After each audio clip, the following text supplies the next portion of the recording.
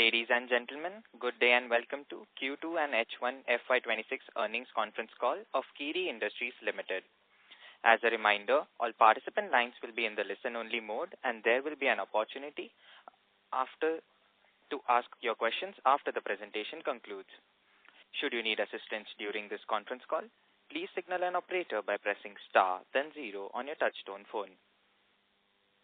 I now hand the conference over to Ms. Purvangi Jain from Valorem Advisors. Thank you, and over to you, ma'am. Good evening, everyone, and a warm welcome to you all. My name is Purvangi Jain from Valorem Advisors. We represent the investor relations of Kiri Industries Limited. On behalf of the company, I would like to thank you all for participating in the company's earnings conference call for the second quarter and first half of the financial year 2026. Before we begin, let me mention a short cautionary statement. Some of the statements made in today's earnings call may be forward-looking in nature. Such forward-looking statements are subject to risks and uncertainties, which could cause actual results to differ from those anticipated. Such statements are based on management's belief as well as assumptions made by and information currently available to management. Audiences are cautioned not to place any undue reliance on these forward-looking statements in making any investment decisions. The purpose of today's earnings call is purely to educate and bring awareness about the company's fundamental business and financial quarter under review. Now let me introduce you to the management participating with us in today's earnings call and hand it over to them for opening remarks. We have with us Mr. Manish Kiri, Chairman and Managing Director, Mr. Jayesh Hirani, Vice President Finance and Accounts, Mr. Suresh Gundalia, Company Secretary, and Mr. Ranjit Singh Chugh, CEO, India Asia Copper Limited. Without any delay, I request Mr. Manish Kiri to start with his opening remarks. Thank you, and over to you, sir. Good evening, everyone, and welcome to the earnings conference call for the second quarter and first half of the financial year 2026. I will begin with a brief overview of our quarter 2 performance, followed by key operational highlights and strategic updates. On a standalone basis, revenue from operations for the quarter stood at 195 crores, reflecting a growth of about 34% year-on-year and 8% sequentially.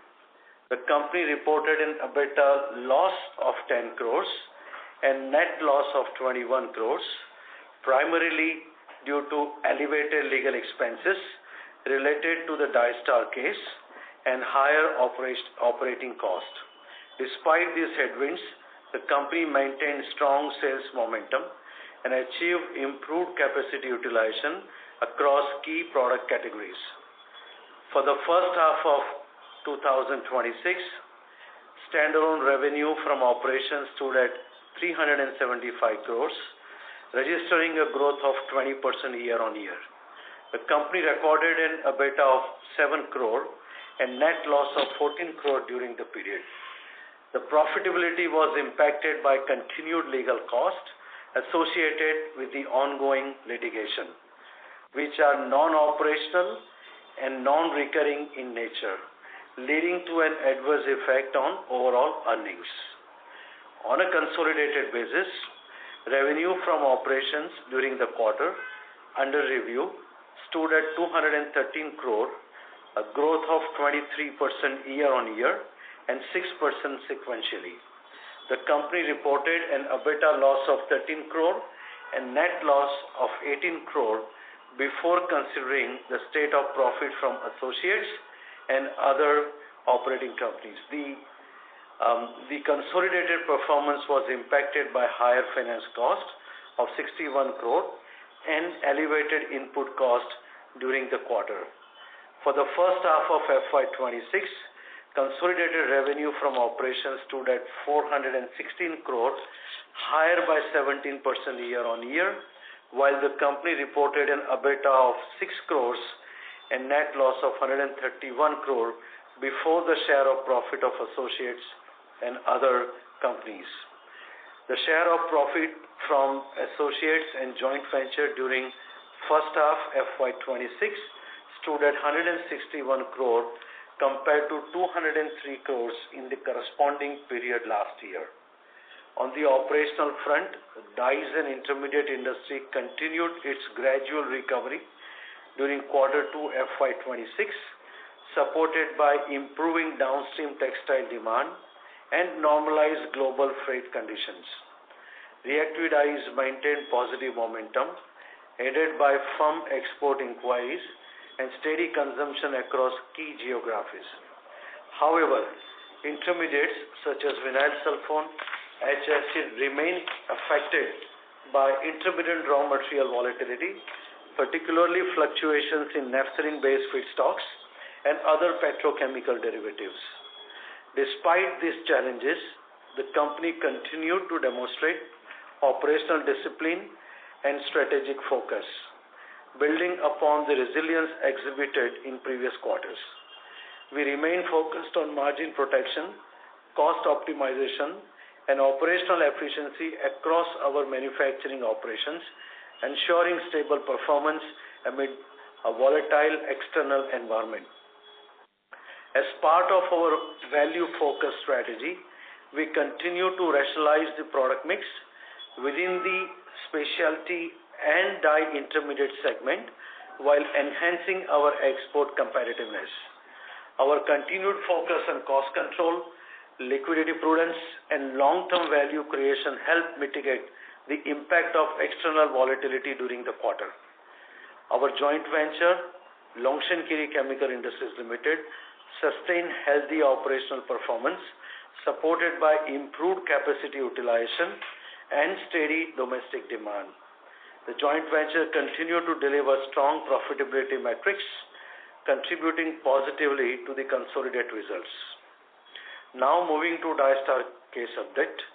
As you are all aware, under the share purchase agreement dated May 29, 2025, executed between the court-appointed receiver and Zhejiang Longshan Group Company Limited, who is the purchaser, agreed to acquire our entire 37.50% stake in Dystar for a valuation of the company at $1.9 billion.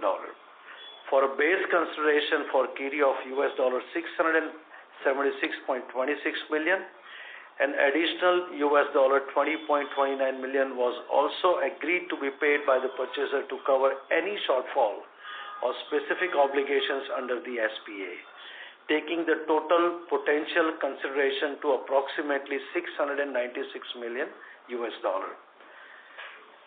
The completion of transaction was subject to customary closing conditions and necessary regulatory approvals. The long stop date initially set for October 2nd, 2025 and later extended to November 3rd, 2025 has now been further extended to December 1st, 2025 as the purchaser could not obtain the required approvals, mainly from NDRC and Ministry of Commerce within the stipulated time. The extension was granted subject to an additional $5.11 million being deposited into the escrow account over and above $3.48 million already paid earlier. The company resisted and objected the first extension, which was given on October 2nd, 2025, and the company also strongly resisted, again objected the extension which was given on November 3rd, 2025. So now, till December 1st, 2025, the company is going to continue to liaise and coordinate with the receiver to review situation on daily basis and try to understand how the movements of and the developments of the approval take place till December 1st, 2025. The en bloc sale process of Dystar continues to be managed by the court-appointed joint receivers in accordance with the directions of the Singapore International Commercial Court. Turning now to our strategic diversification initiatives, Kiri Industries step-down subsidiary Indo-Asia Copper Limited is advancing the development of its integrated copper and fertilizer complex at Jafrabad, Amreli district in Gujarat, strategically located near Pipavav port for efficient logistics and proximity to key industrial corridors. The project is designed with very high ESG profile as zero liquid discharge, fully integrated facility with advanced systems for effluent recycling, desalination, waste recovery, underscoring our commitment to sustainability. The copper smelter, with a capacity of 5 lakh ton per annum, will produce copper cathodes, rods, tubes, along with other byproducts such as gold, silver, and selenium. The integrated fertilizer plant will utilize sulfuric acid, byproduct of smelting process, to manufacture phosphoric acid and NPK DAP fertilizers. Significant milestones have been achieved, including receipt of environment clearances, completion of basic engineering, initiation of site development and foundation work, while detailed engineering and procurement activities are currently underway. The ISCL project represents Kiri's strategic move into high potential sectors that align with India's industrial and agriculture growth ambitions. It embodies our philosophy of responsible diversification, combining technological excellence, sustainability, and long-term value creation. With that, we can now begin the question-answer session. Thank you. Thank you. We will now begin with the question and answer session. Anyone who wishes to ask a question may press star and 1 on their touchtone telephone. If you wish to remove yourself from the question queue, you may press star and 2. Participants are requested to use handsets while asking a question. Ladies and gentlemen, we will wait for a moment while the question queue assembles. The first question is on the line of Kim, an individual investor. Please go ahead. Yeah, hi, sir. Can you hear me? Yes, can hear you well. Go ahead, please. So basically my question was that on what basis the receiver has given this extension if the long stop date earlier was 2nd November? So did they disclose any reasons why this extension has been given? And also if Longshan does not pay by 1st December also, then as per the court directions, what would be the next step? And can receiver even in that case also extend it further? Thank you. Right. So on November 3rd, when the extension was given, the reason which was explained to us was not being able to obtain NDRC approval and Ministry of Commerce approval, which Longshan was supposed to obtain to conclude the transaction. So these are the reasons explained and indicated by the receiver. Now, there is no guarantee that by December 1st, these approvals would be obtained, correct? And today we are not privy to the information and documents which pertain to the exchange of correspondence which is taking place between the receiver and Longshan and the regulatory authorities in China. So all these documents belong to the receiver, which means that belong to the court, and it is receiver's assessment on which we are relying that they would be able to obtain the necessary approvals by December 1st. So in case if the approvals are not obtained by December 1st, we are going to continue to strongly recommend the receiver to discard and terminate Longshan from the process and terminate SPA, which receiver can very well do now. We pleaded and we requested the same to the receiver on November 3rd, not to give any extension and terminate Longshan from the process with immediate effect. So against the recommendation and request from the company, receiver with their own knowledge and the information available to them decided to give this extension, which is very much within the discretion of the receiver, and we hope that receiver has taken a prudent and sensible decision to give this extension.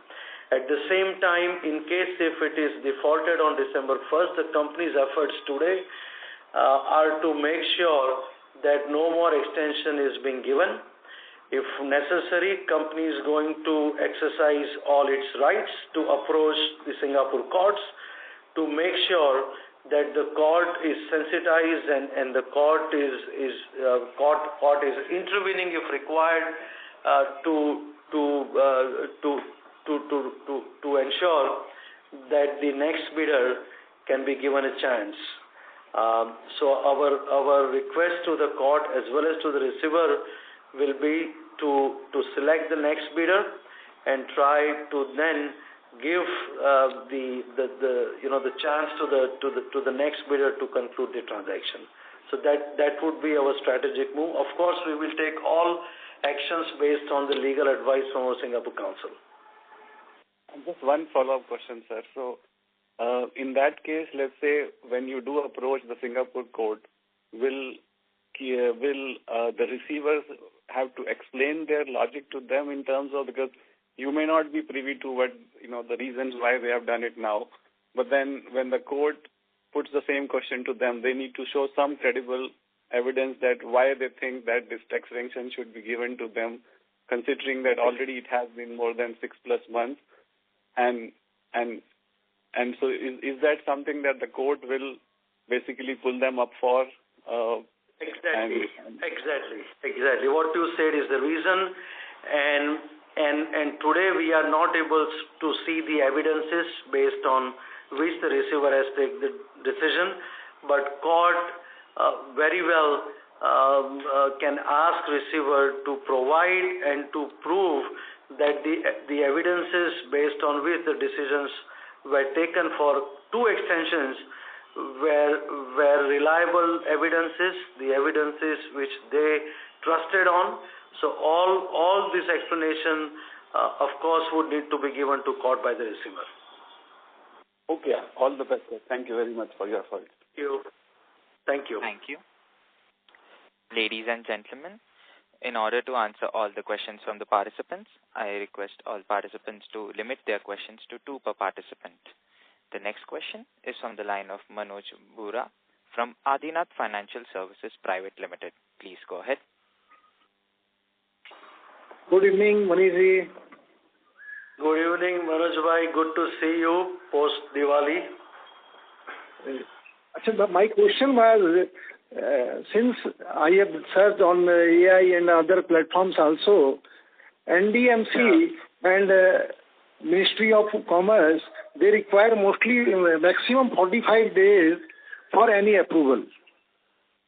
Right. So I thank you for doing this search. Thank you for spending your time. And we have received your email, by the way. So yes. I have given all the inputs in my email. You just can throw light on that. Yes, you have given your inputs in your email, and I will address those. Part I have already explained earlier. Yeah. You have covered many items. Many items which you raised.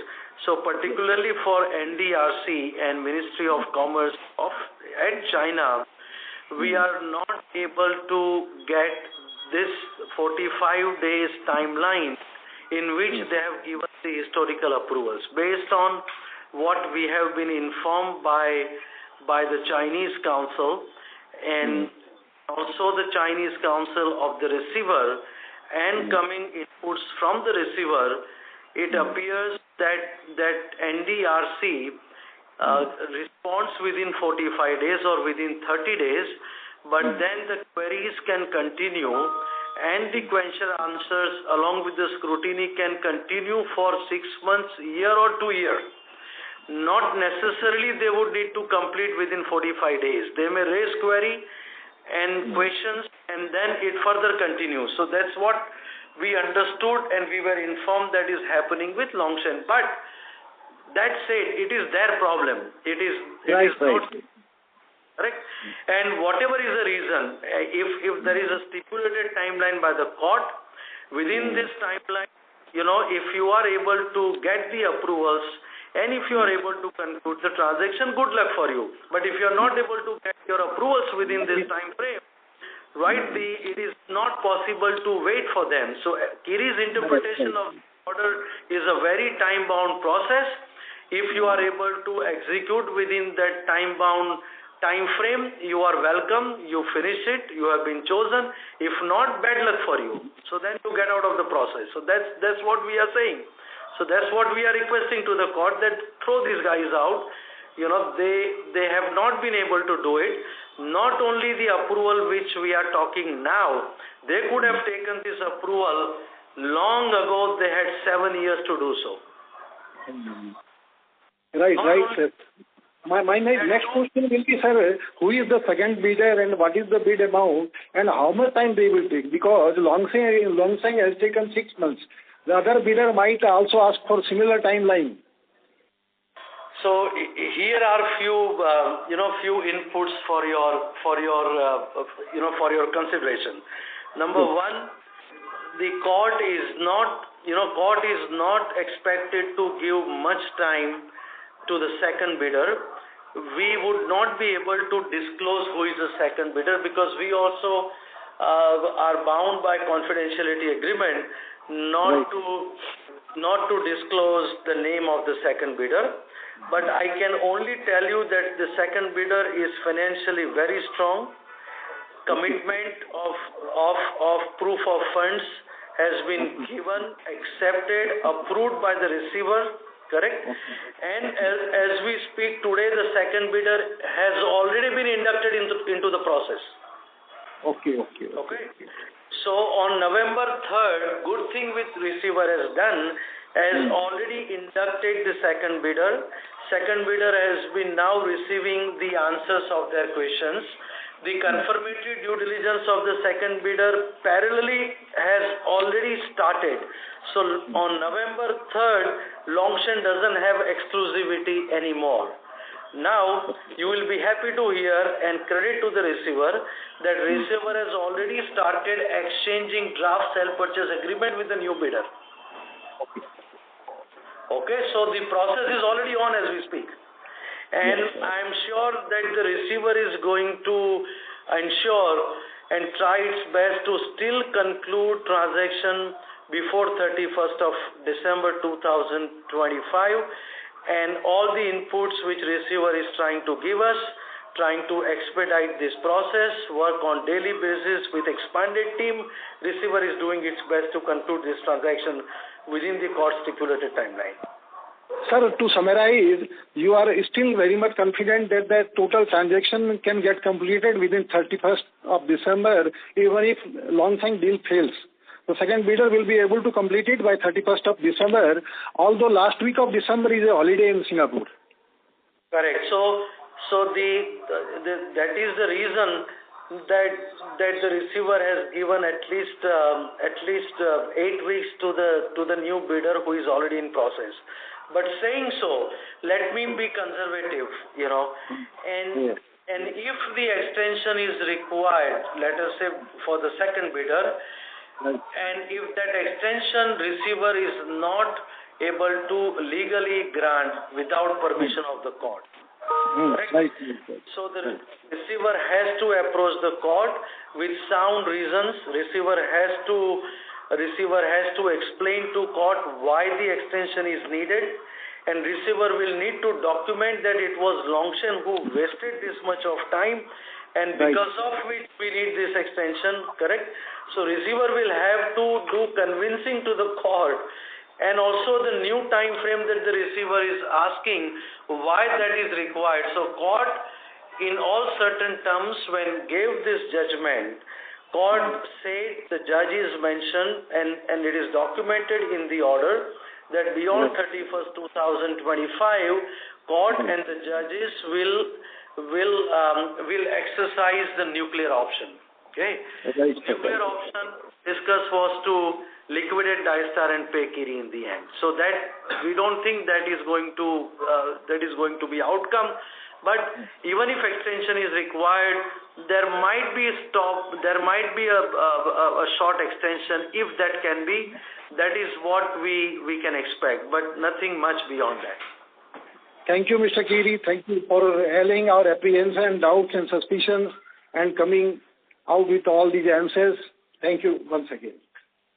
Thank you. Thank you. Thank you. The next question is from the line of Aditya Shea from Fusion Capital. Please go ahead. Yeah. Hi, sir. My question was in the situation of this litigation. In any case, can the Deloitte go to the court and say that we want to give an extension to Longshan Group itself for, let's say, 31st January? Or, like, is it the case that after 31st December, Longshan is for sure removed from the process? So, any clarity on? So it is up to the discretion of the receiver based on the documentary evidences that the receiver would have at a particular time when receiver files to the court for an extension. If the order of the court clearly states that receiver needs to apply within reasonable time frame before the end of long stop date, correct? So as soon as receiver comes to a kind of opinion that they are expecting 31st December to extend, they will have to approach to the court, and that extension can only be approached by the receiver. Neither Longshan nor Kiri can go to the court for applying that extension. And I am sure when receiver goes to the court for such kind of an extension, whether that is an extension to Longshan to complete, or whether that is for the new bidder to give the sufficient timeline to the new bidder, it all depends on what is the situation that the receiver is evaluating to conclude the transaction at the earliest. So either of these two is possible. It is logically possible, correct? And that we would need to rely on the decision of the receiver. As far as Kiri's stand is concerned, we have conveyed in very certain terms, and a strong appeal has been made to the receiver to discard and to terminate Longshan now on November 3rd itself. And against the request of Kiri, receiver has taken its own judgment, its own decision to give more time to Longshan. And let's see what receiver decides on December 1st or before that. Okay, got it. But after 31st December, can Kiri Industries go to Singapore court and claim for that liquidation option? Because timeline is over, right? Well, yeah, that eventually may not arise, because at certain level, Kiri itself is a bidder. Then give it to Kiri and finish this off. There's no need for liquidation. Okay. So, yeah, I read on that $1.1 billion we have put a bid, right? So how, our planning is for to arrange the funds in short time? Well, as you have asked the question, everything has been arranged. Everything was arranged on November 1st. Let me put it this way. Okay, great. That sounds great. And just a sorry to interrupt, sir, but I may request you to rejoin the question queue. Yeah, sure. Yeah. Welcome. Thank you. The next question is from the line of Yash Dantewadia from Dante Equity. Please go ahead. Yeah, hi Manishji. Yes. So, just a couple of questions needed some clarity on. One thing is very clear.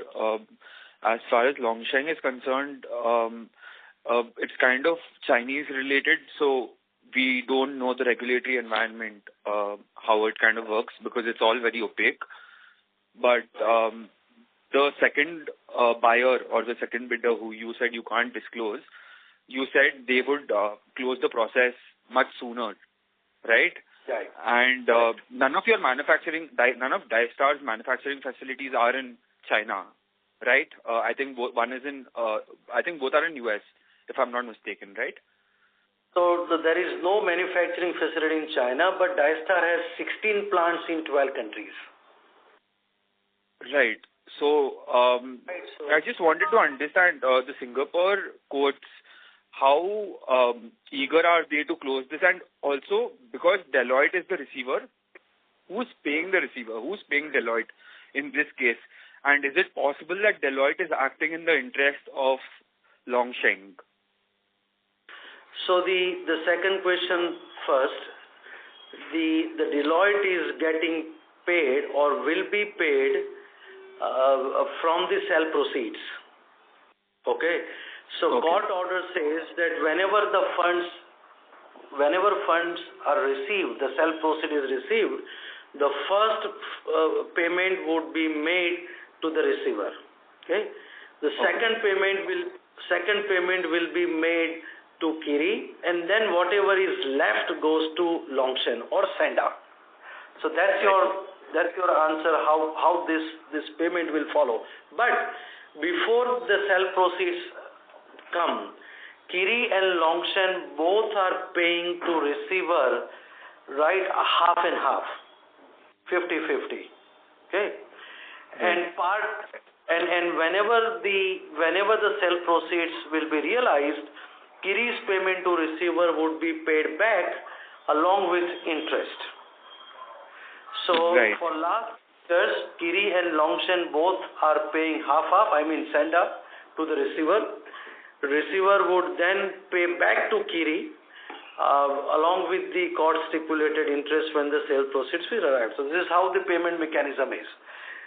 Now your first question, with regards to the Singapore jurisdiction. Now Singapore jurisdiction pertains to Dystar Global Holding shares, the shares of Dystar which belongs to Singapore. All the subsidiaries globally, including China, outside China, I think there are more than 25 subsidiaries as on today. All of them are subsidiaries of holding company in Singapore, correct? Right. So when Singapore holding company shares are sold to the new buyer, right, automatically everything, the entire conglomerate is sold to the new buyer. That's right.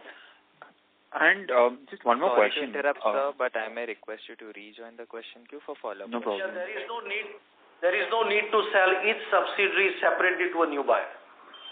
Understood. I'll come back in queue, sir. Sure. Thank you.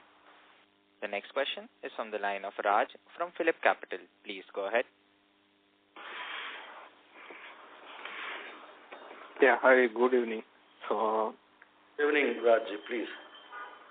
Yeah, so actually, Kiri has also bidded in the process. So is Kiri the second bidder, or how much is Kiri's position in the bidding? Well, I would not be able to say that at the moment, Raji, but I can tell you one thing is, Kiri is the last stop, okay? So Kiri, if something is not working out, then Kiri is always there.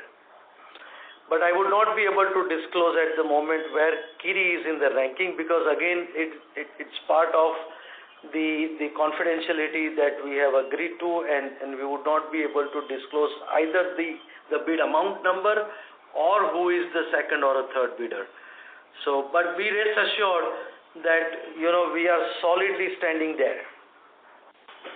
Okay. And since first bidder is from China, so can you tell the country of the second bidder at least? Well, second bidder, let me put it this way, it could be based on the market information, the private equity company. Okay, from US or the country? Global. Okay. Thank you. Right. Thank you. The next question is from the line of Ansh Palrecha from 10X Ventures. Please go ahead. Yeah, hi. I would firstly like to congratulate you on such a hard-fought battle. I mean, I'm sure you're much more eager than we are to wrap this up as investors. Of course. We have been for 11 years in the litigation. Thank you for recognizing that. Yeah, I have two questions. Firstly, how did the investor meet on September 18th go? And have mutual funds begun showing interest? That's my first question. And secondly, when do you see the copper project beginning? Because that would decide when the company starts getting valued as a rising copper company, right? That's when us investors would be the most beneficial? Because right now it seems like the market is pricing it as a dies company, but whenever the copper project begins, I guess then there will be a humongous value unlocking for all of us. Yeah. So we presented ourselves to the funds, including mutual funds, and I think there was a lot of interest in understanding the current situation of the company. We very well explained our future growth plans also, and we see positive interest, and we also see number of queries coming after our meetings, and that indicate that there is ongoing interest in the company, and we are trying to educate to more and more funds about where we are today, what are our future plans, and how Dystar unlocking is expected in what time frame. So I think these are the main areas and concerns where we updated them, and be rest assured that you're saying that once the Dystar thing goes through, there will be a inflow from mutual funds. In effect, you mean that? We don't know when would be the inflow, but I can see the increasing interest coming up right now. Right, understood. So they will have to decide on their side when they want to invest. But from our side, we are trying to continuously engage them with us, and trying to update them, and trying to also appraise as we are approaching near end to the process. Right. So that's what is happening today. So that regards to our activities to update the funds and the market. Right now, when the copper project will be operational, I would hand over to Mr. Ranjit Singh Chugh, who is the CEO of Indo-Asia Copper Limited, and based on the request of the market and the investors, he will now be joining the board, the conference calls with us, and he will be happy to answer your questions, who would be leading along with our key management team the copper business. Over to you, Chugh sir. Good evening, Mr. Ansh and everyone who's part of this session. While the proceedings related to Dystar in progress, notwithstanding that, the copper project is going at its own pace, meaning that we have completed, and the selection of technology was done in June from Chinese, let's say, company who have given us who were interested to give basic engineering and detail engineering of the complete smelter project. Right now, I will be more focused on the smelter and copper-related downstream products. On the byproduct and fertilizer, I think so I'll give you a better feedback the next time, because fertilizer, the downstream is sulfuric acid being a co-product, and downstream NP, NPK fertilizers, which we are putting up 1 million as a complete setup. Typically that project requires around 26 to 28 months. For that we have sufficient time to do the complete detailing, etc. On the copper front, was a project the basic engineering partners were signed off. We have got the basic engineering package in last week of October. Obviously, for such a large project, the package is to the tune of 500 odd documents, drawings, everything. And in the meanwhile, for last 2 months, we were continuously trying to engage Tata Consulting, TCE, Tata Consulting Engineers, their metal group stationed at Calcutta. The background of TCE is that they have been owner's engineer for Kutch copper plant, and at the same time, they were also part of PT Aman's 4 lakh tons of copper smelter, which has just started a few months, 7-8 months back. So they are afresh from being an owner's engineer, being EPC contractor for 2 copper smelters. That was one of the underlying reasons we went to them. And in both the cases, the technologies have come from China, the detail engineering, all the partners, and let's say 60% of equipment sourcing also has been done from China for both the projects. In fact, for Adani it could be around 60-odd%, but for PTMR it was 80+%. So that was the USP, and that is how it is. So right now we have completed basic engineering, TC is on board, and let's say next week onwards we'll have kickoff meeting with TCE, and from that point onwards we'll embark upon detail engineering as a process. So when do you see the copper project beginning? Sorry to interrupt, sir, but I may request you to rejoin the question queue for follow-up questions. But my question was that. Yeah, I'll continue. Let me continue. Finish it off. Typically, copper project requires 36 odd months, notwithstanding anything after detail engineering. So that is why the reason we are working on detail engineering, and we expect, let's say, the 60-odd% of detail engineering completed by February 2026, and our internal target, as of now it's an internal target, that from January 2026 to by December 2028, we will be on to trial productions in copper. And when we say in copper plant trial production, that essentially means wet, dry run, testing, wet run, dry run of all the sections and packages will be operational, and trial run basically means start of operations. After that, of course, it will be stabilization and going up beyond 60% of productivity. So it's 36 months starting January 2026. Okay, understood. Thank you. The next question is on the line of Sanjeev from SARE. Please go ahead. My question is regarding the legal cost. In your discussion after December 24 results, you said that the legal costs would go down now, but they continue to be high in spite of there being no legal case as the Daistar case has ended.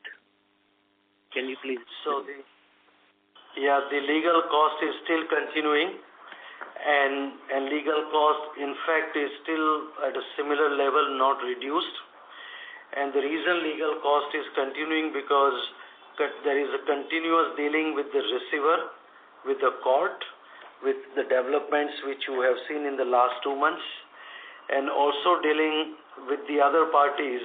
All are happening through the lawyers and through the counsels. For example, every correspondence among all the parties involved are getting done and are continuing through their lawyers.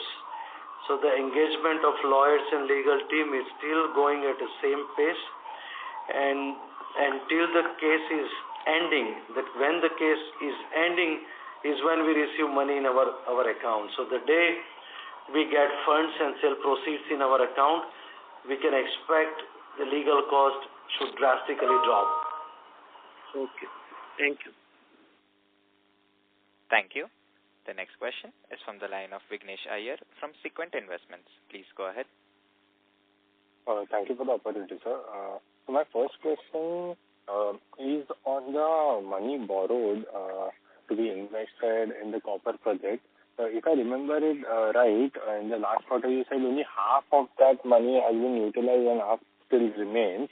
And the interest part is sticking, on almost on every quarter basis now. So wanted to understand at what level do we stand today in terms of utilization of that money borrowed? So in this quarter, I would say we have reached around more than 70% utilization of the borrowed funds. And the areas in which these funds are being deployed are for example, land procurement, land acquisitions, part of it. Part of it has gone to the vendors, to the technology providers. There are certain machinery and equipment orders already been placed. So some funds have been used for advance for the machinery. Some funds have also been used for the site development and the construction activities at the site. So we are diligently, carefully using these funds in a way that the sale proceeds from Singapore comes, and by that time we are still continuing our deployment of the funds. So we are utilizing accordingly.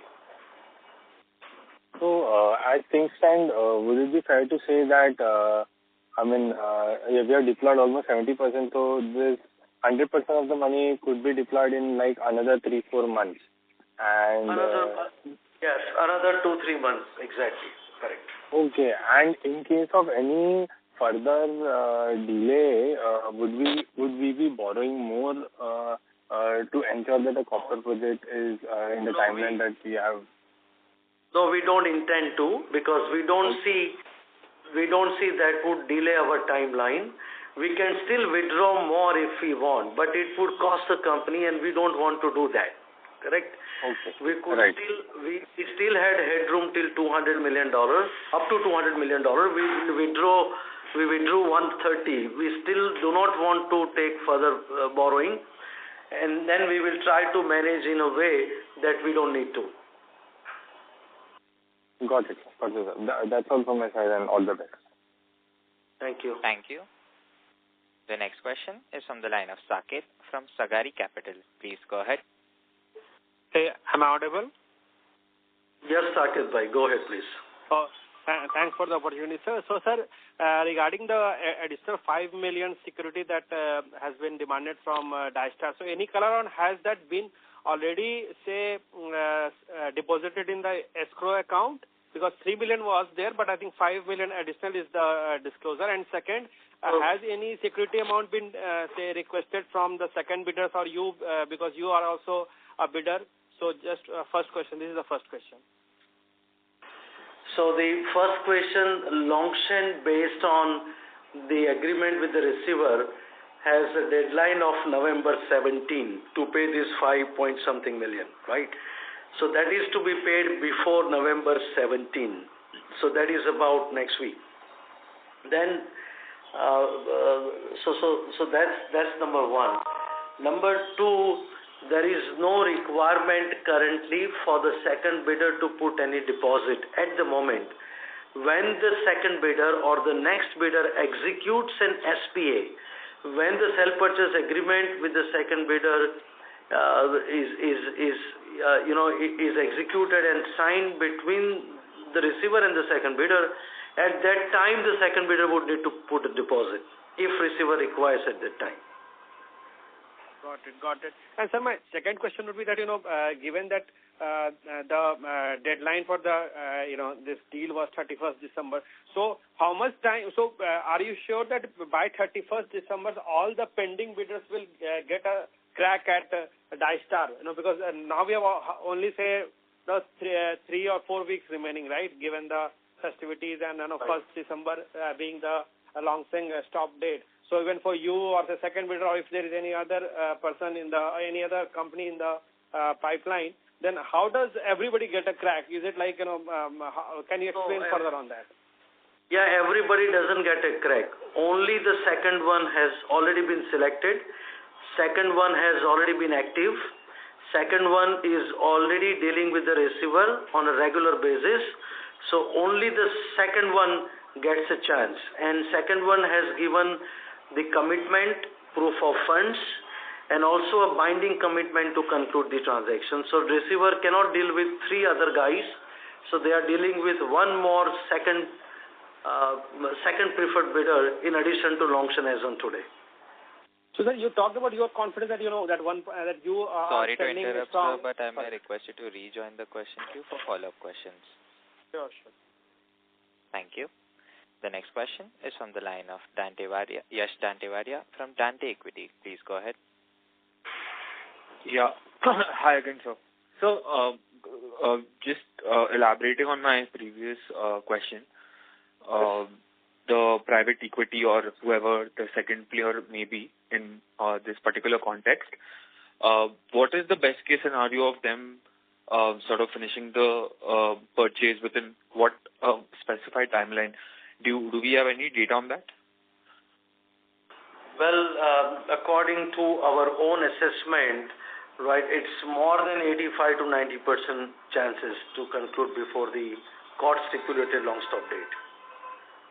Right. And you said you might be there in the bidding last option in terms of bidding, right? But if we are, let's assume, I mean, I know the probability is very low, but let's assume we get the bid. We are also doing the copper project, and we're also going to get this, and we have to pay for it, right? So you said you have a plan. I just want to understand, does your plan also consider it the copper plant and the investment that will go into it? And of course. We will be super levered, right? No, nothing like that. I would not be able to disclose the capital structure at the moment because but all the requirements, including equity requirement of copper project, very, very minimalistic leverage at certain level, everything has been arranged and in place. So for you, the copper project will continue as it is, where it is going right now, maybe expedited, and all other Dystar related matters are also taken care. So it has been very prudently worked out. So no need to work on sacrificing anywhere anything. At the same also, time, leverage will not be heavy. In the last phone call, you said you'd give updates, right, on the copper project? Right. In terms of presentation and how much it's been done and what's exactly happening, and the management of the copper plant also would be joining. So just wanted an update on that. I think Mr. Chug, who is the CEO of the copper business, just addressed. He explained in detail the status, where we are, what activities have been done. He has joined already. And before a few questions... I think I missed it. I'm sorry. I think you missed it. He was there. He is there. We have given update and disclosed on the website also. We have on the management note, and he will be there for any of your questions every call now onwards. So he did address. Perfect. I'm sorry, I missed it for a bit. I was on another call. Feel free to send us questions by email. We'll be pleased to answer you. No worries. Yes. Thank you so much. Thank you. Have a great day. Thank you. The next question is from the line of Aditya Sahay from Fusion Capital. Please go ahead. Yeah, hi sir. So, due to this incredibly long battle, and considering the copper plant investment, so is there any possibility of dividend, whether small or not the amount, but as a gesture of holding so long? Yes, correct. And that is what we mentioned earlier. I would also confirm to you the same. Yes, there will be. Correct. Okay, great. Yeah, all the best. Thank you. Thank you. The next question is from the line of Manoj Bhura from Adinath Financial Services Limited. Please go ahead. Manojji, one last question. This was regarding financial closure of the copper project. Have we achieved the financial closure? It's already there. It has been achieved, let me say, more than 95%. Just waiting for the proceeds to come. That's it. Okay. And what is the applicable rate of interest? Can you just elaborate? At what rate we will see? Yeah, it's a mix of dollar and rupee, but in rupee terms, we are trying to be around 8.5% to 9%, somewhere around there. Fantastic. Yeah. Okay. Thank you, Manojji. Thank you. The next question is on the line of Sunil Nangalia from Area Textiles and Industries Limited. Good evening, Manojji. Good evening. Thank you. Manojji, I would like to know one thing. As you are the best person to answer my question, and this is also for the benefit of all the investors who have invested in your company. So what is the probability of Longshan? What is the probable reasons for Longshan not being able to take necessary approvals from the government of China? Can you elaborate on this? As you are the best person to answer this question. See, it is very difficult for us looking at the systems in China, whether it is a genuine delay or whether it is engineered delay. Okay, whatever it could be. Today we are relying on the receivers of assessment that it's a genuine delay by NDRC and also by MOFCOM, and it could be genuine delay. But looking at our history with Longshan, mistrust with Longshan, we are weighing 50% on whether it's a genuine delay or whether it's an engineered delay. Our point is, whatever is the reason, it is their problem, it is their bad luck if they don't get it. If they get it, it is their good luck. What we are concerned with is the timeline. There is a fixed stipulated timeline. Entire process is driven by court not to keep reserve price for sale of the company, is to ensure that the definitive timeline is met. And that is what we are concerned with. So rather than going into reason for them, whether it's a genuine delay or whether it's an engineered delay, it is very difficult for us to be honestly with you, to come to that conclusion. Our focus is time is up, already up, you have defaulted, get out now. So that's what we are trying to tell the receiver and the court. So my next question. So we as an investor have been waiting since last 3 years. The price of Kiri industry was 680 rupees 3 years back. And the Sensex and Nifty has just gone up like anything during the last 3 years. But investors are still, very doubtful regarding this deal. So the final question is, I have examined the balance sheet of Longshan and they're standing on a very, good, cash and bank balances. So what is the probability of Longshan getting the necessary approvals by 1st December or by the extended time of 31st December? And if they are not able to get the necessary approval... But due to time constraints, we would have to... Just one last question, sir. One last question. It is a very small question. If you can consider, sir. Sir, examining the balance sheet of Longshan, they are standing on a very good, cash and bank balances. So, what is the probability of Longshan getting the necessary approvals by 1st December or by 31st of December? And if they are not able to get the necessary approvals within 31st December, what will happen to the money transferred in the escrow account? So, the money transferred in the escrow account would be confiscated, would not be returned back based on our understanding, that's it. And the probability of their getting on 1st of December based on our own opinion. And again, this opinion could be a biased opinion because we are very bitter function. We don't trust them. We say 50-50, but I don't give more than 50-50 to them. And by 31st December? 31st December, if receiver chooses another buyer, the second bidder, the chances of 31st December is more than 90%. Okay. Thank you, Manish ji. Thank you very much. I hope I answered your question. Thank you. Thank you. Ladies and gentlemen, we will take that as our last question for today. I would now like to hand the conference over to the management for closing comments.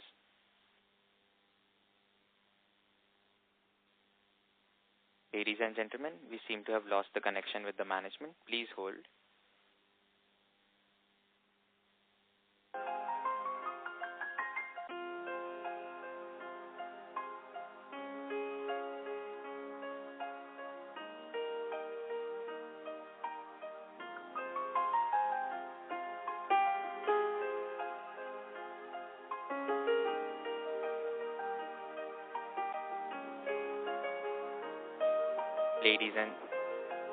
Ladies and gentlemen, we have the management back online with us, so you may proceed with your closing remarks. Video off.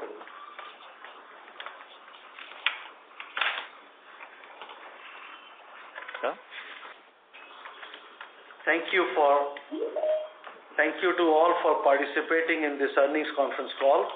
I hope we were able to answer your questions satisfactorily, at the same time offer insights into our business and unlocking of Dystar litigation ending.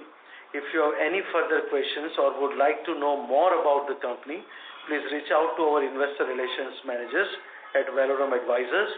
Thank you and wishing you all a great day ahead. Thank you. Thanks a lot. Thank you. On behalf of Kiri Industries Limited, that concludes this conference. Thank you for joining us, and you may now disconnect your lines. Thank you.